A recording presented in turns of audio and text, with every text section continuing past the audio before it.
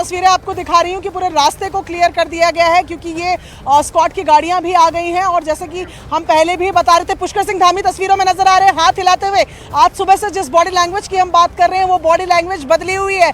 जब 2 दिन पहले पुष्कर सिंह धामी यहाँ पर आए थे खुश नजर नहीं आ रहे थे, मायूसी थी चेहरे पर। आज स्माइल करते हुए, और अभी जब हमने उनको अंदर जाते हुए इस फ्लीट के जरिए देखा है तो मुस्कुराकर हाथ हिलाकर वो गए हैं क्योंकि जानते हैं वो एक रेस्क्यू ऑपरेशन जिसके लिए 24/7 काम हो रहा था, वो रेस्क्यू ऑपरेशन सफलता की तरफ। और यार देखिए आप, तमाम लोग जो है ये सिर्फ इसी इंतजार में हैं। इनमें से कुछ रिश्तेदार भी हो सकते हैं, इनमें से कुछ लोकल्स भी हैं। वो तमाम लोग जो यहाँ पर हर रोज मौजूद हैं, आज आखिरी बार वो अच्छी एक सुखद तस्वीर देखने के लिए इंतजार कर रहे हैं। मैं कुछ लोगों से यहाँ बात भी करूंगी जिनको मैंने तकरीबन हर रोज देखा है। आप थोड़ा सा इंतजार, बिल्कुल थोड़ा सा इंतजार का, सब लोगों की आंखें नम हो रही है। कितनी खुशी आप देख रहे हैं। पूरे क्षेत्र के लोग, हमारा क्षेत्र जो है कब से प्रार्थना कर रहा था कि भगवान सब लोग बाहर आ जाएं। आपके सामने प्रत्यक्ष प्रमाण हो गए ना, भगवान की कृपा हो गई, आपसे भी बंदों की बहुत बहुत कृपा हो गई। ये बड़ी खबर आपको बता रहे हैं कि सीएम पुष्कर सिंह धामी ने बोला है कि पाइप डालने का काम पूरा हो चुका है, अब किसी भी वक्त मजदूर जो है वो बाहर आएंगे। ये बड़ी खबर आपको बता रहे हैं।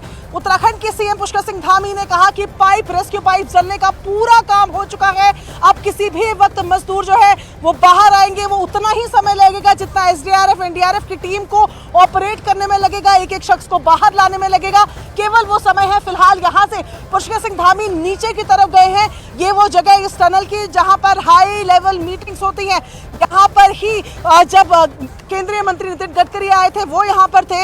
एमओएस हाईवे के रोड ट्रांसपोर्ट मिनिस्ट्री के वीके सिंह, जिनकी लगातार यहाँ पर कैंपिंग है, उनकी मीटिंग्स भी यहीं होती है। और अभी लगातार सीएम जब यहाँ पर आए और लगातार वो वहाँ पर आए। प्रशांत, आपके पास क्या तस्वीरें?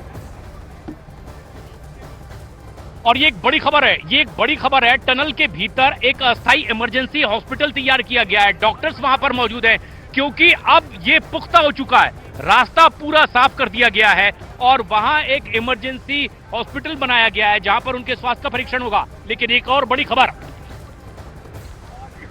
इन तस्वीरों के साथ हम अपने दर्शकों को बता दें, एक बड़ी खबर ये आ रही है कि तमाम मजदूरों के लिए काले चश्मे भेजे गए। ये एक बेहद अहम और बड़ी खबर अपने दर्शकों को हम बता रहे हैं और ये बेहद जरूरी भी होता है साइंटिफिकली, क्योंकि पिछले 17 दिनों से उन्होंने सूरज की रोशनी नहीं देखी है।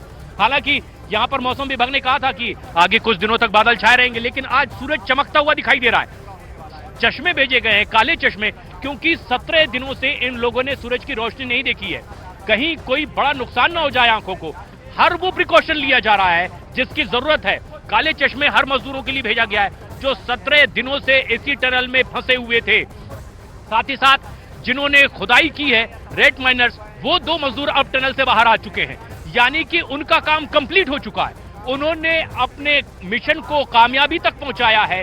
2 मजदूर बाहर आ चुके हैं, यानी वो लोग जो यहाँ रात दिन जुटे हुए थे वो अपना काम कंप्लीट करते हुए दिखाई दे रहे हैं। और एक इमरजेंसी हॉस्पिटल अंदर बना दिया गया है टनल में, क्योंकि जैसे ही उस तक पहुंचा जाएगा सबसे पहले उनका हेल्थ चेकअप करवाया जाएगा कि इमीडिएटली इन्हें किस तरह के उपचार की जरूरत है, वो कितने फिट हैं इस वक्त। और प्रिकॉशन लेते हुए चश्मे भिजवाए गए, काले चश्मे भिजवाए गए हैं उन सभी के लिए, ताकि इस चकाचौंध को वो बहुत आसानी से महसूस कर सके। लेकिन एक बड़ी खबर भी इस वक्त, जब पुष्कर सिंह धामी खुद मुख्यमंत्री यहां पर पहुंच चुके हैं, बॉडी लैंग्वेज उनकी ऐसी जैसे एक बड़ी कामयाबी वाकई मिली है और एक तपस्या यहां सफल होती हुई। प्रियंका, क्या और ताजा अपडेट आ रही है?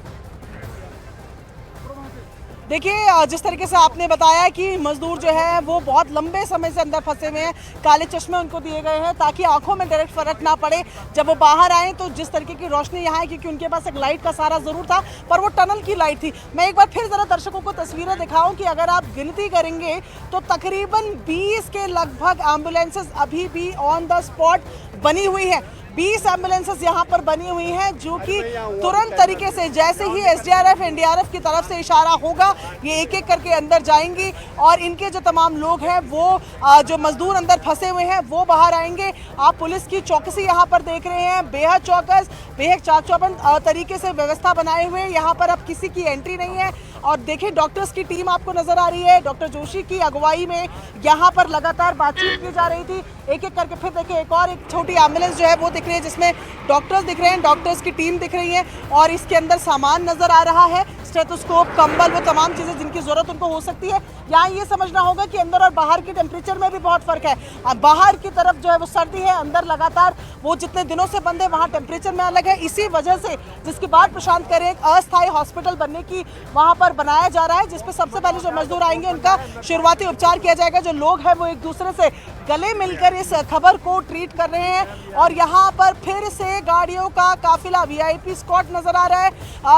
अच्छा, एक एक करके यहाँ पर अब जो केंद्रीय मंत्री हैं लग रहा है उनका भी पहुँचने का जो सिलसिला है वो शुरू हो गया है। कमांडिंग ऑफिसर्स जो उत्तरकाशी के हैं वो यहाँ नजर आ रहे हैं। एक फ्लीट एक और जो है वो अंदर गया है, लेकिन फिलहाल ये तमाम लोग उसी जगह जा रहे हैं जहाँ पर इन सारी रणनीतियों को बनाया गया कि अब किसके साथ क्या किया जाएगा, कौन सा प्लान आगे बढ़ेगा, किसको होल्ड किया जाएगा। वहीं पर फिलहाल पुष्कर सिंह धामी की मौजूदगी है। जब पुष्कर सिंह धामी यहाँ से अंदर जाने लगेंगे, इसका मतलब पहले मजदूर जो है वो बाहर निकल गए। ये तस्वीरें देखिए, इस तरीके की तस्वीरें इस टनल के बाहर कभी नहीं देखी गई। इस टनल के बाहर ऐसी ही भीड़ रहती थी गाड़ियों की, लेकिन वो केवल मशीनों की रहती थी। प्रशांत, आपके पास क्या लेटेस्ट अपडेट? टनल के भीतर जो डॉक्टर्स गए थे उनकी टीम में से कुछ डॉक्टर्स अब वापस आते हुए दिखाई दे रहे हैं। मेरे सहयोगी दिखाएंगे किस तरीके से टनल के भीतर जो डॉक्टर्स गए थे एक अस्थायी अस्पताल बनाया गया है।